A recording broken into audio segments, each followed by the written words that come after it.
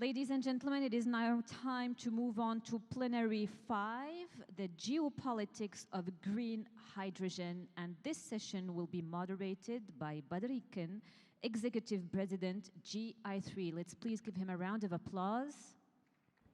Ladies and gentlemen, honorable audience, esteemed panelists, where are you? I'm very glad today to moderate a very interesting topic, the geopolitics of green hydrogen. And today with us we have Minister RKB. RKB, please join us. We have Mika. Mika, please, the floor is also then yours. We have Lisa Guerrera. Thank you, please join us also. We have also Omnia Abukora Vogt. And we still have one other panelist, Han Finstra. Bonjour. Hello, welcome, warm welcome. Yeah, it's my real pleasure then to be your moderator during this session. I will maybe also then take the other mic.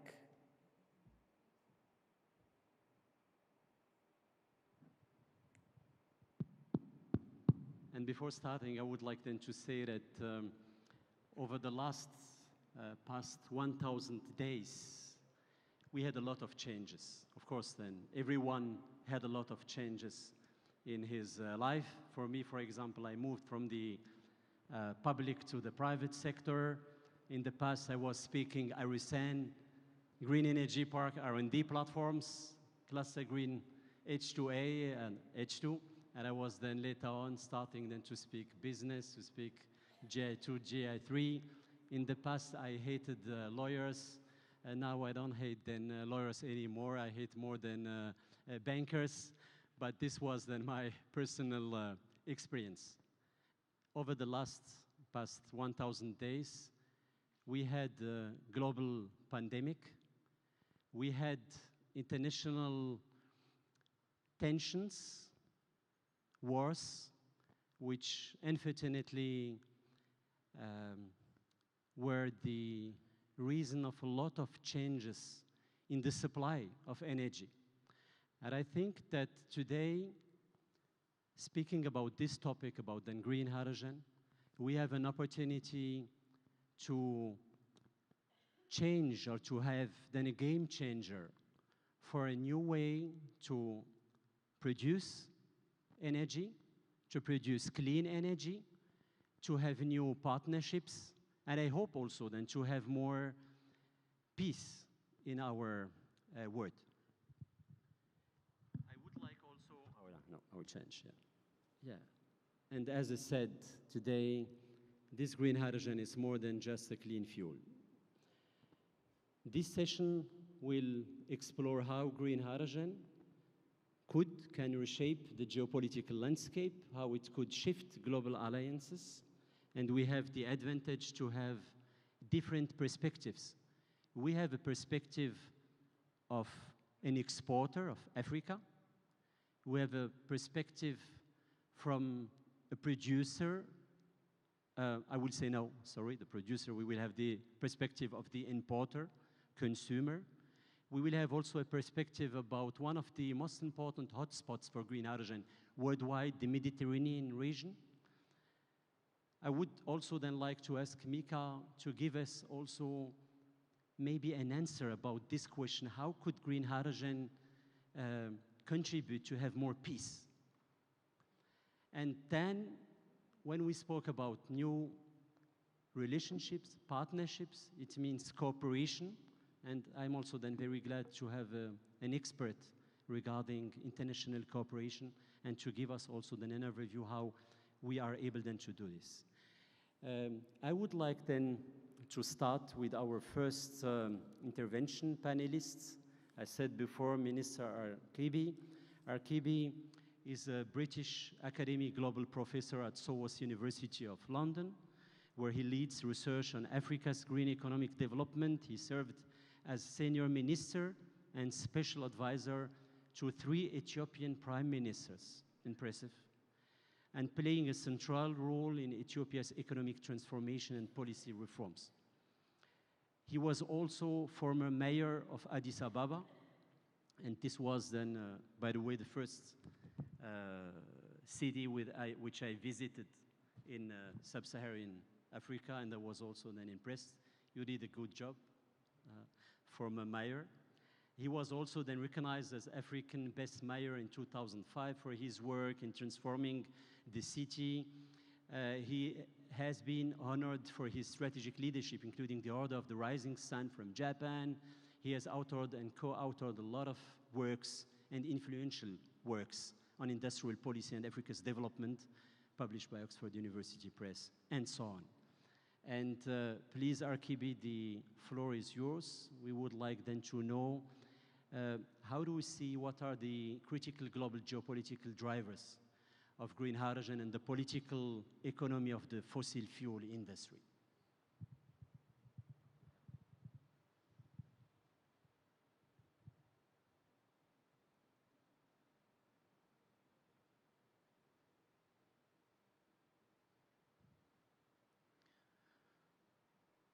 Geopolitics of green hydrogen would mean basically the geographic distribution of resources, power, global alliances.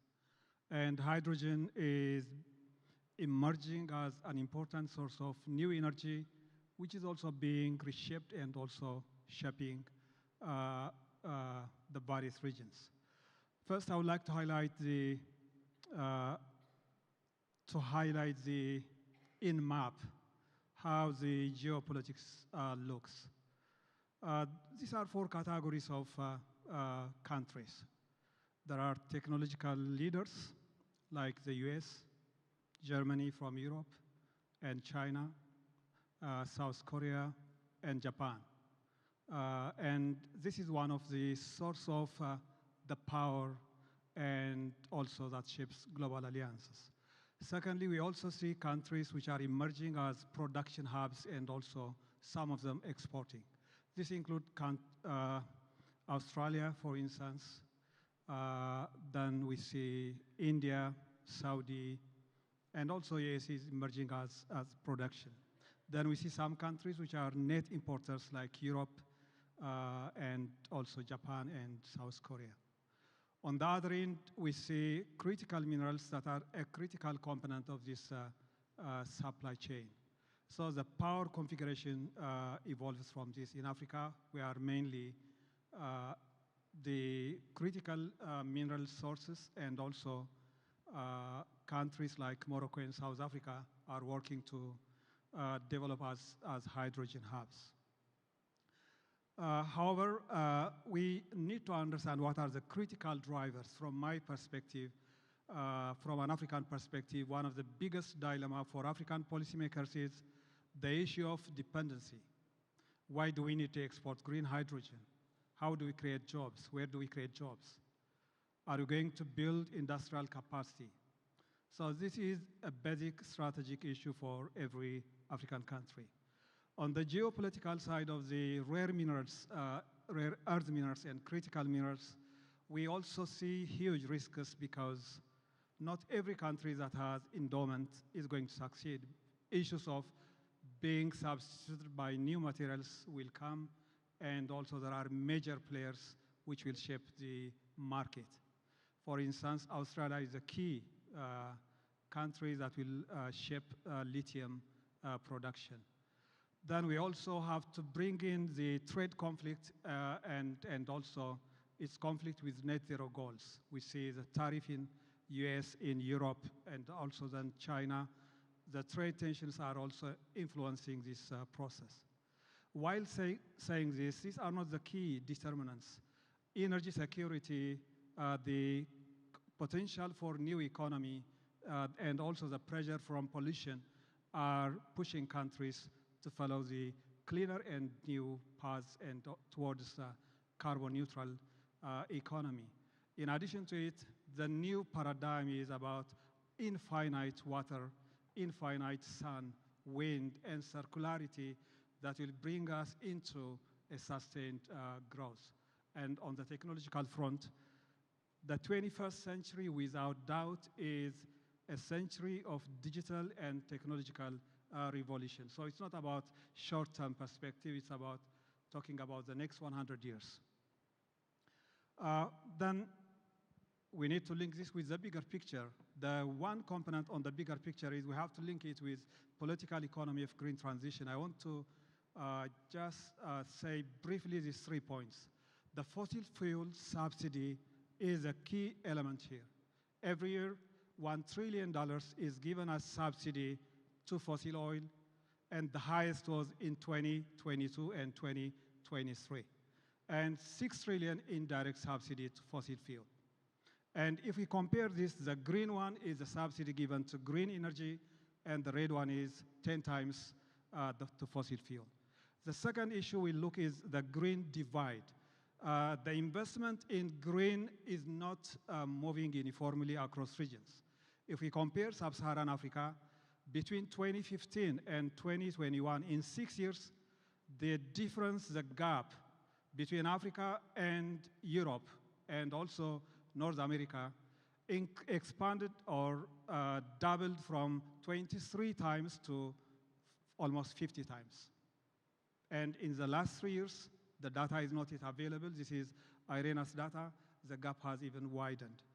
The right one, green transition, is about inequality. And what we see is from the 3 charts on the right side, the red one shows that 50% of the world's population, they generate only 12% of carbon emission. Their finance capacity is 2%. While they are the most vulnerable, 75% of vulnerability is concentrated there. The middle one is 40%, the other one is the wealthy countries. While this is an element of the story, we have to combine with the brighter story as well. A new green industrial revolution is happening, and here a critical example is in 2022, the orange chart, and 2023, it shows that carbon emission was higher in 2022 in contrast to 2023. While energy usage was bigger in 2023, while green energy expanded dramatically. And this shows us that carbon emission and energy usage and green growth can be decoupled. This is a brighter, that shows us the brighter future, and this is a source of optimism. The divergent paths shows us, if we take out automotive industry, for instance, on the EV path, China is dominating by 55% of the whole pie, while the conventional side, 80%, is accounted by Japan, USA, and Europe.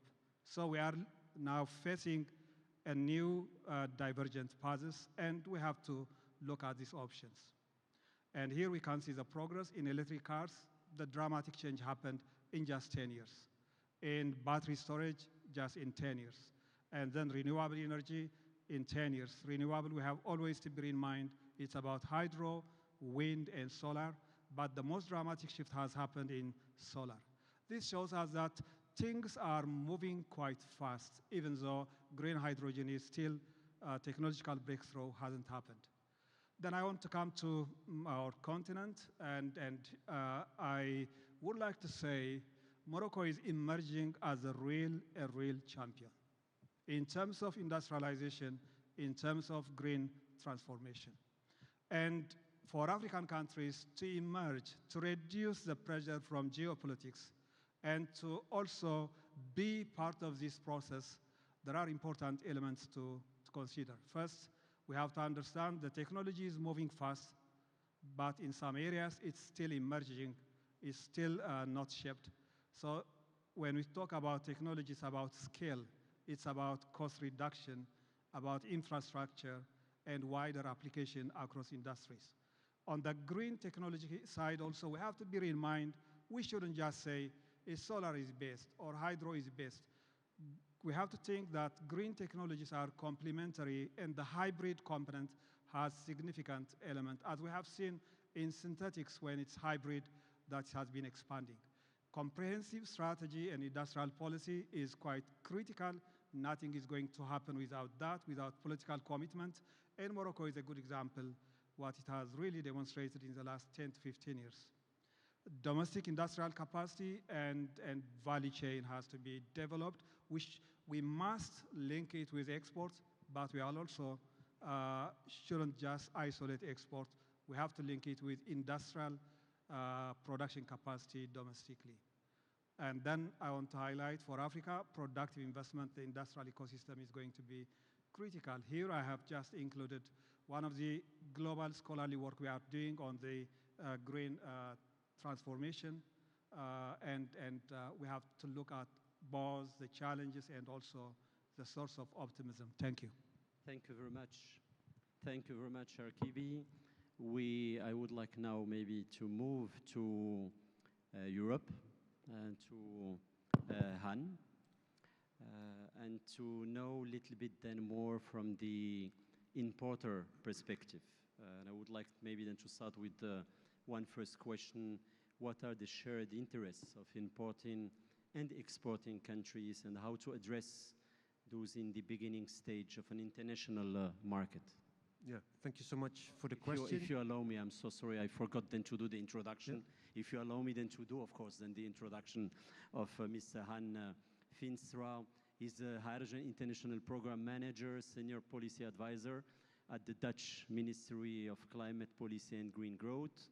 He's involved in international energy and gas policy since 2009, and is working on hydrogen policy since 2017, building up the hydrogen team in the ministry from the scratch, from the start.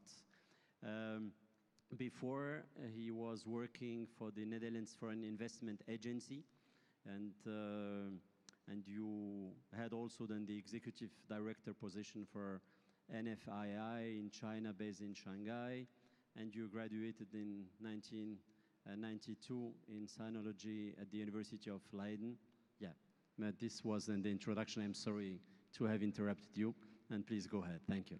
Thank you so much. And indeed, I'm working on the ministry which is in charge of hydrogen policy.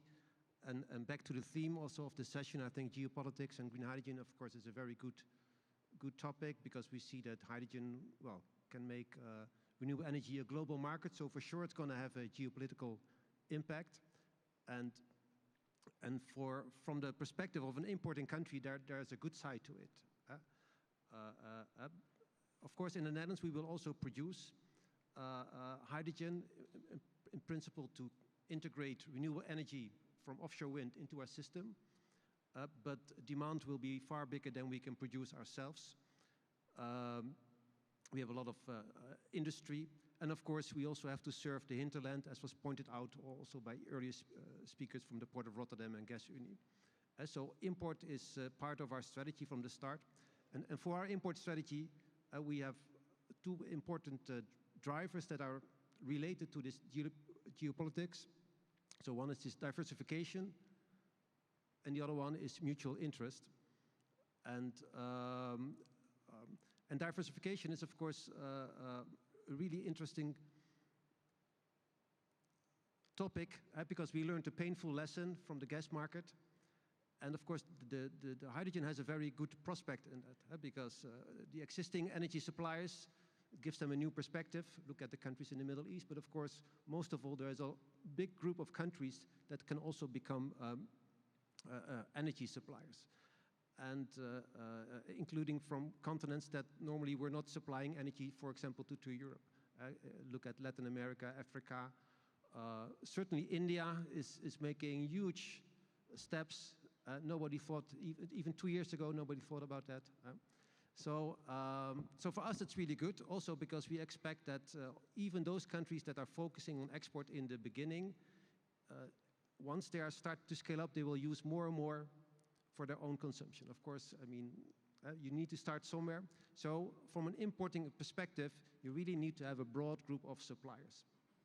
Of course, and now I come to your question. We also want this international new market to serve both the interest of the exporting and the importing countries. That, of course, is very important. And as we are right now in the beginning stage, I think we still have time for an open and political dialogue on this. So, for example, the Netherlands, we are co-chairing the International Hydrogen Trade Forum, now with the Emirates, from next year on with Brazil. And this is really, a group of importing export countries, including Morocco, where we discuss, okay, how will this future market look like, and what do we need to make this a transparent and fair market? For example, when it comes to standardization, certification, trade barriers. But of course, so this is the multilateral way in how we address these interests, and of course, because actually most of those interests we still have to explore, because what I found out while we are building up through a bilateral approach, a network with almost 15 countries by now, that each country has different drivers for hydrogen, different starting positions. So also when you want to find out, okay, what is your need, for each country it's a different conversation. And I think countries that want to import, like Germany, like the Netherlands, we really have this exchange with the government. What can we offer in terms of knowledge, exchange, stakeholders? So this is also, well, very much work in progress. But this is really the time to discuss this. Yeah. Thank you. Thank you very much. I would like then to propose to move to Lisa Guerrera to have also some insights about the impact of recent geopolitical developments on green hydrogen prospects in the Mediterranean region. Lisa is the director of the Monitoring and Modeling Division at OMEC, where she oversees energy data analysis, forecasting, and the consistency of modeling works. She leads the production of the Mediterranean Energy Perspective, focusing on long-term energy demand, efficiency, and renewable energy trends. Your expertise spans key areas like energy security, carbon emissions, hydrogen, and so on. Before moving to OMEC, she was an energy analyst at the International Energy Agency, and she holds postgraduate degrees in international economics and management from the University of Paris Dauphine. Lisa, maybe I would like then to start asking you, how have recent geopolitical developments reshaped the Mediterranean potential as a hub for green hydrogen production and export? Yeah, thank you very much. Thanks for the introduction. Thank you, distinguished guests, for being here. Thank you for having me here. Just one short sentence about what OMEC is. OMEC is the Organization for Mediterranean Energy and Climate. We're actually an association of leading energy companies and institutions that operate in the Mediterranean region, so we're very focused on the Mediterranean. I think one of our assets is we have a unique perspective because we consider all energies. We've been doing this for nearly 40 years, so we're pretty much on top of that. We've seen a lot of changes in the region. I think the Mediterranean region is a very, very sensitive, but it's been for millenniums. I mean, I was studying with my daughter, and the empires have succeeded, and there's been fights, and things have happened, but it's always pan out. And I think what we've seen in the past recent years have been an example of that. We were all focused on climate, environment, and in the end, it's energy security that topped and pushed all the countries to jump on the 2050 net zero targets. So what was interesting there is it was a bit tepid before when we were mentioning, reaching 2050 and hydrogen, and Morocco was already very much promoting this, so it was really interesting. But at the time, the reaction was, oh, we're not sure, maybe Europe can do it, where we can't do it until 2060 maybe. We don't really know, it's going to be too expensive, we can't do it. And then suddenly, boom, the Ukraine crisis, war happens, and everything that had been thought to be, that it'd be like blue hydrogen, not so polluting, but still through Russia, suddenly it's all out of the picture. And then everyone's like, yeah, reshuffle. And it happened really quickly. So geopolitics, outside forces just moved everything in a couple of years. And suddenly everyone's on the hydrogen, green hydrogen, everyone wants to go green. So the models have been done. At the time, 2019, we had this exercise, and the EU was saying we want to reach 2050 net zero, but it was considered a utopia. Everyone's saying it's not doable, we can't do it. But then we've heard this with solar and wind. I mean, for years it was like, we can't do it, how can we even reach 20%, unsustainable and so on, and we did it. So there's this idea that sometimes you have to be optimistic and things can happen. You can't just expect the market alone to do it, but you can't expect just the government to do it. So now what's happened is we have now nearly all the countries in the Mediterranean that have a green hydrogen plan. And it's very interesting because it's really happened in the past year. So what we've done in a recent study at OMEC is we've tried to evaluate what does that mean in terms of totals and numbers. You know, I'm a number person, so you're going to have to hear numbers from me. But basically what we came down to, we've heard this before, the EU saying they'll need 10 million tons import of green hydrogen by 2030 and over 30 million tons by 2050. What we've seen when we've assessed all the national plans that have been put out recently is that we can probably reach from the South Mediterranean, I'm including Turkey and Egypt and all the way to Mauritania, this would reach 6 million tons. That's the max that we came out from the national plans. But by 2050, it actually would reach around a bit more than 30 million tons, which means that it would actually equate what the EU needs. It doesn't need to mean that it's going to go from the South to EU necessarily, but it seems that it's matching. So even at 2030, there would be the potential to kind of match that missing imports that the EU is looking forward to. Now, the problem is what's actually happening in projects. So that's what we've been looking at as well. We overviewed 90 plus projects that are happening in the region, so that actually have been announced of names and some potentials and some numbers. And the maximum we'd get to by 2030, 2035 would be to reach about 2.7 million tons of green hydrogen, which is still very encouraging. Not as much as the 6 million tons, and certainly not the 10 million tons that the European Union is looking for. But this is just after a year or two of stirring the pot. So, and we know that yes, the technology is not fully yet there. There's still a lot of advances that are being made. We've heard during this conference that there are a lot of R&D going on, and there's a lot of potential venues that could really increase and scale up. So it's really interesting to see how things can move really quickly when people put their mind to it, and it's important that we continue as a region to look at it as well, because you need each other. So, you know, you need off-takers, you need producers, and you need everyone to get the good end of the deal as well. And that's why, and the EU's being quite clear about this, they want also the domestic part to be covered. It's not just going to be about exports. It needs to be also domestic development, because demand is happening in the south even more than in the north. So that's for the outlook from past geopolitics and how it impacted what's happening now. Thank you very much, Lisa. We can't speak about geopolitics of green hydrogen without having on the panel Mika with us. Mika Blujon-Méred is a French policy analyst, author, public speaker specializing in geopolitics of climate change, with a focus on polar regions and hydrogen energy, with over a decade of experience in Arctic and Antarctic affairs. He has explored the links between polar conversion and hydrogen energy solutions. Now he's working and teaching at several prestigious institutions, including Sciences Po, HEC Paris, and Mohammed VI Polytechnic University.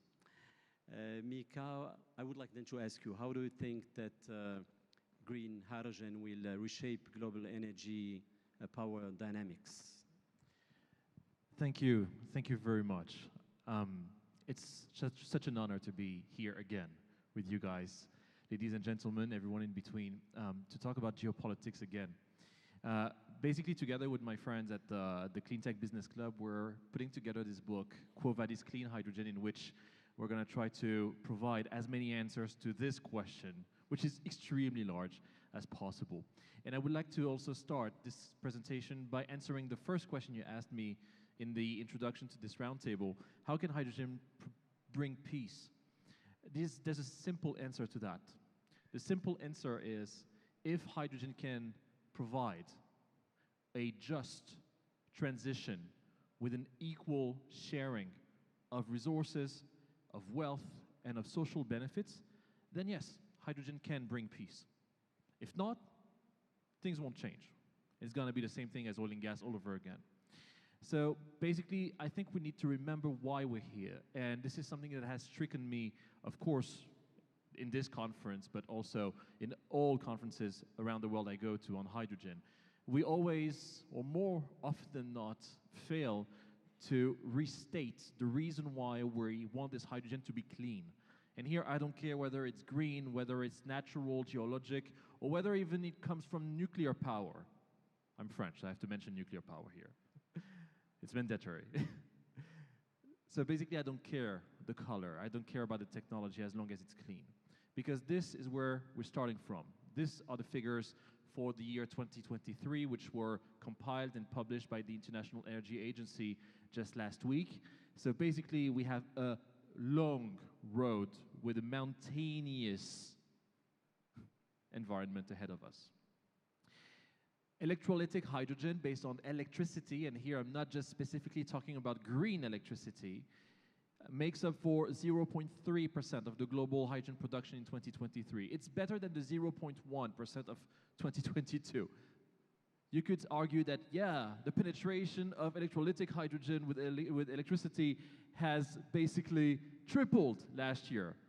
That would be the optimistic in me saying that, but definitely, once again, the road is long. And here there's one actor which is changing the game, and that actor is China, once again. And I'm glad to see some Chinese representatives in the audience. It wasn't the case in this conference like 2 years ago, for example. They're going all over the world, seeing the potential and delivering the technologies to actually increase the announced project by 2030. So what you're looking at here is, on the left-hand side, the assessment of all electrolytic and so-called blue hydrogen, fossils with CCUS, announced projects globally as per 2022. And what you see on the right-hand side of the slide is the same data, but just 1 year later, meaning at the end of 2023. You can see here that basically the histogram for electrolysis is going up. And it's reaching closer and closer to the NZE, the net zero targets for hydrogen penetration by 2030. That's good. But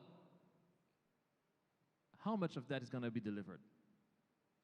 Most likely only a fraction of it. And here, we need to understand why. Because in fact, what we see in the book, we have plenty of research, plenty of key messages and the likes, and the book is free, so basically it's not even advertisement what I'm doing. You can you can download it when it's released, and it's going to be released in Arabic for those who don't speak French or English, don't worry. Basically the message, the key message is this. The geopolitics of hydrogen, it's complicated. Building a policy, building a strategy, a roadmap, building an investment plan, some financing, some whatever, it is complicated. This is how I see the geopolitics of hydrogen. I call it the hydrogen mosaic. I built a serious game around that we actually play with students and decision makers here at UMCSP on the Rabat campus. But this is very, very complex. And not only is it complex, but the data is incomplete. The data we have access to is incomplete. Look at this map, once again, from the Global Hydrogen Outlook from the IEA that was published just last week. I see a big, fat, orange square on Mauritania here on this map, saying there's a huge project happening or announced in Mauritania. What about Morocco? Why can't I see the super huge projects being developed here in Morocco on this map? I can't understand why. The IEA is supposed to be the reference here. Why are these things not on the map? Why is Morocco not on the map to its fullest extent? That's a big question we need to ask ourselves here, not just institutions who basically look at what we're doing. So the total worldwide of installed hydrogen electrolytic capacity at the moment is this, 1.4 gigawatt. We will not reach 2.7 million tons or 10 million tons or 30 million tons in 6 years if we don't accelerate. And once again, there's only one country at the moment which really accelerates, meaning providing operational results. And that country, once again, is China. So why is China succeeding where others are still talking and sharing PowerPoints? That's one of the big questions. And there's many, many more countries and policy communities that are sharing PowerPoints. As of August 2024, we now have, with my team, we've identified 90 countries now with a hydrogen strategy or roadmap at national level sanctioned by their government. Basically, all the countries in green on this map. So, 2 years ago, when we had this very same discussion, there were only half of those. Only 45 countries in the world had a hydrogen strategy at national level. Now, there's a double. And boy, countries like Bhutan, countries like Nepal, nobody cares about them, and that's a shame. They're delivering change.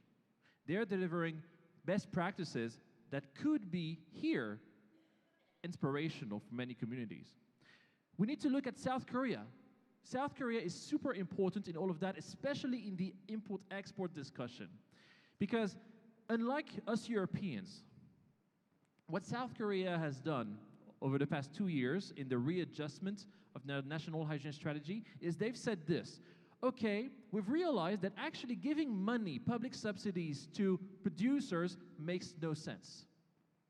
We need to focus on building the demand. Because by building the demand, there's always going to be someone who is going to see the market opportunity and who's going to build the value chain upstream. Be them in the Middle East, be them in China, be them in Africa, in Latin America, we don't care. There's always going to be someone. You don't need to have like super agreements with this or that or that. There's always going to be someone if you build the demand, because that's what people are looking for. So basically here, I won't have the time to cover everything, of course, but I want to say something very quick and very important, and the reason why South Korea is doing this and why we need to pay attention and possibly copy what they've done. The willingness to pay at the very end of the value chain, so basically the end user products and the semi-finite products producers, when they look at hydrogen, they're like, yeah, there's a green premium that needs to be paid. But if you are building a car, if you're building a train, if you're building a plane, if you're providing food, whatever, and you break down the green premium by the amount of customers that you can have, the market that you can tap into, then basically all of a sudden, oh wow, for the end consumer, the willingness to pay is totally affordable. And it's not affordable in 5 years or in 10 years or in 15 years, it's affordable today. So when you know that, and when you factor in what my gentleman right here has said regarding the impact, the negative impact of the oil and gas subsidies, which are 10 times greater than the amount of possible subsidies for hydrogen over the next 25 years in 1 year alone, then you realize why we're still sharing PPTs. Thank you very much. And if you have some time to read our stuff, we talk about many things in this book. See you in January. Thank you very much, Mika. Very clear. And I would like now to move to Dr. Omnia Abu Qorah Vogt. She is an international cooperation expert at GIZ and serves as director of the Energy and Sustainable Mobility Cluster. Omnia, I would like then to ask you, what are the key success factors for building effective international partnerships that support the development of a sustainable and inclusive hydrogen economy? Thank you very much. Thank you very much, and thank you very much for all the fellow panelists. I think that all what we have heard and learned since yesterday and right now shows that the global transition towards a green hydrogen economy is not only a technical and economic endeavor, it is deeply intertwined with the shifting dynamics of global geopolitics. As green hydrogen emerges as a key pillar of the energy transition, it is reshaping international relations, trade patterns, and energy security strategy. In this evolving landscape, international partnership and the related implementing instruments as technical and finance cooperations play a pivotal role in translating high-level political agreements into concrete initiatives that strengthen international alliance and contribute to the stability and sustainability of this new energy paradigm. The role of international cooperation, as for example the German one, facilitated by technical cooperation GIZ, is to create the conditions for effective partnerships that respect local needs while advancing global climate energy objectives.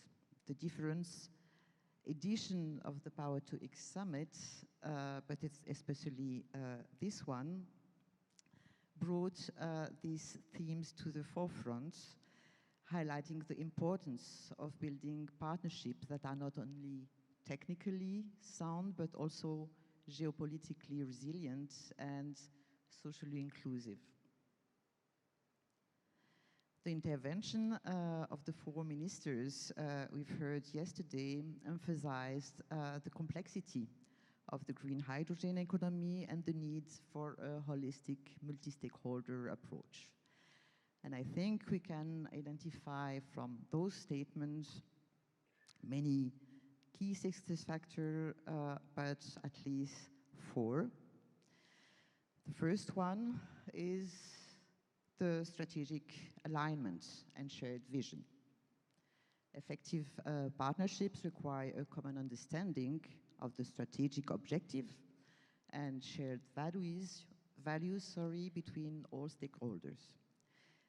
Minister Ben Ali stressed very clearly the need to move beyond agreement and formal commitments, such as MOUs, toward binding contracts that reflect mutual trust and long-term vision.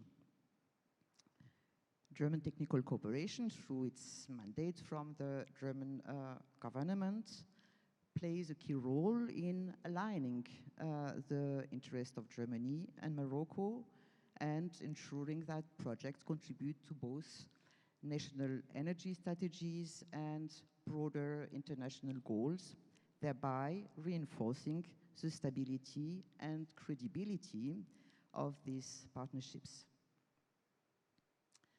The second key factor of success, which were mentioned yesterday, is the geopolitical diplomacy and local capacity building. We've all understand that a crucial factor for success is the ability to navigate in complex geopolitical landscape and build local capacity to reduce dependency on external partners. As Minister Riyad Mazzour pointed out, a strong local industrial ecosystem is essential for Morocco to capture its fair share of the emerging green hydrogen market. Bilateral cooperation between Germany and Morocco focus in promoting technology transfer and building local expertise. It helps strengthen Morocco's industrial basis and enhance its geopolitical positioning, thereby transforming the country from a resource provider into a key player in the global energy transition. The third key factor of success is, we heard, adaptability to changing policies and market dynamics. The green hydrogen sector is subject to rapid changes in global policies and market dynamics, such as those brought about the Inflation Reduction Act in the US and the new European regulations. Minister Ben Ali highlighted the importance of agility in navigating these shifts, and this is why German technical cooperation role, mandated by German federal ministries, includes facilitating policy dialogues and advising regulatory coherence to ensure that international partnerships remains flexible and responsive to these changes.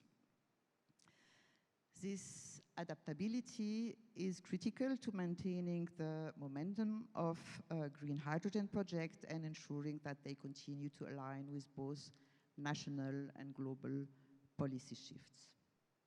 And the fourth key factor of success is, of course, innovative financing mechanism and risk mitigation. as green hydrogen projects require substantial investment, financing, is a cornerstone of successful partnerships.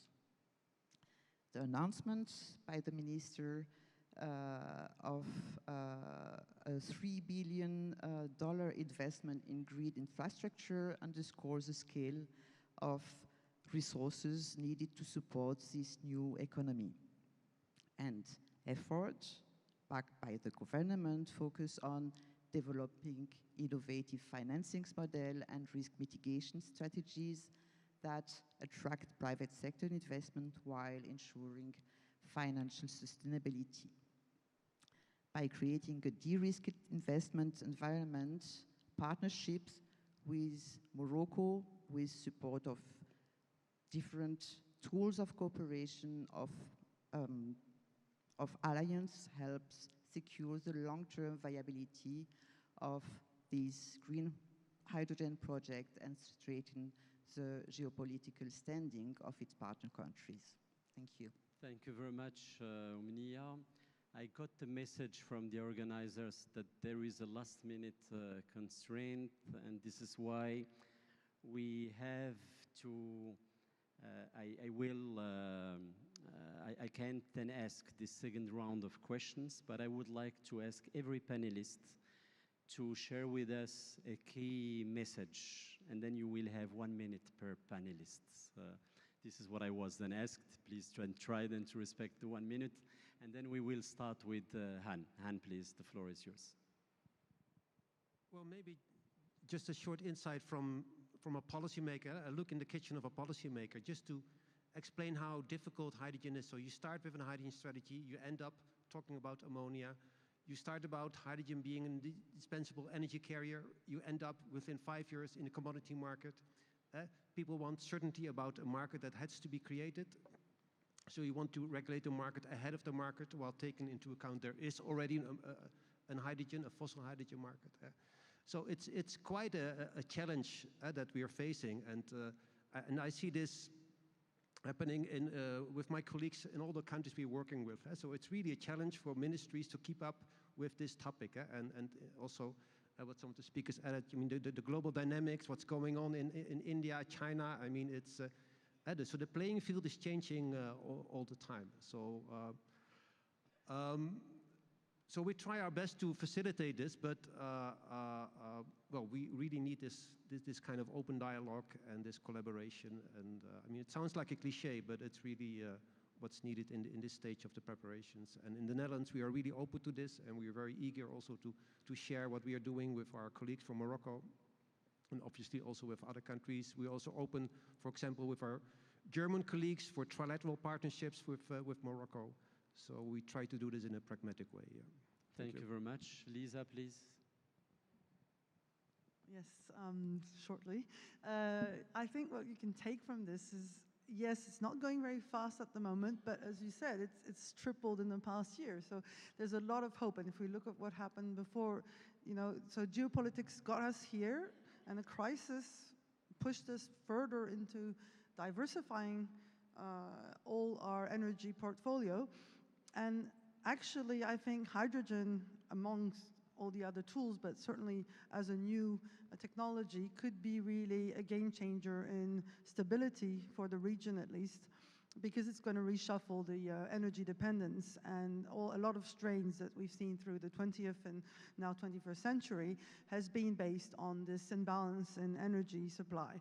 So clearly, this is something that looks like a huge mountain to climb, and we're only at the bottom, but there's definitely a lot of signs that it's moving forward, and this could really change the geopolitics of the future, and we hope that it does in a positive way. Thank you. Thank you very much. Kiwi, please.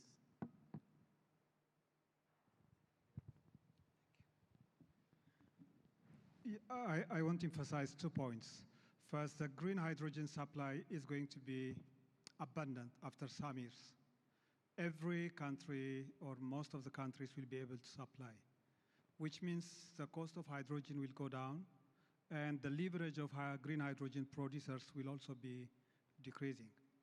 So for countries like Morocco to be well positioned, the critical strategy should be to develop the capability to produce green hydrogen, but also to attract industries that will leverage from green hydrogen.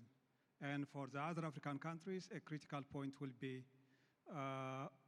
we need to accelerate learning from countries that are already moving in this direction. And as this is a navigated area, we have to be ready to make mistakes and then to make some progress. Thank you very much. Omnia, please. Thank you very much. I will be very brief. I think that shared vision, trust, and commitment, and most of all, courage of taking risks from both sides. This courage is a shared interest. Thank you very much. Last but not least, Mika, you have then the last word, the last important key message, please. And certainly not the least. Haha. Okay, I'm going to give you the recipe for success in hydrogen. 6 points. Go big. Build demand. Make it worthwhile and just for local communities, especially in the southern provinces of Morocco. Facilitate cooperation. Build education. And not just PhDs and engineers, technicians, day-to-day technicians. Without day-to-day armies of day-to-day techies, you will not develop a hydrogen economy. Finally, research natural hydrogen. Put all of that in one policy, and you'll succeed. Thank you very much. Thank you very much for your attention. Thank you very much, dear esteemed panelists. Please stay with us because we will have a guest and a ceremony, but I will then hand over to the master moderator, Manel. Please, the floor is yours. Thank you all so much. We appreciate your insights and appreciate your expertise. And thank you very much, Mr. Iken, for your moderation. We'd like kindly to invite you for a group photo before we proceed with the rest of the program.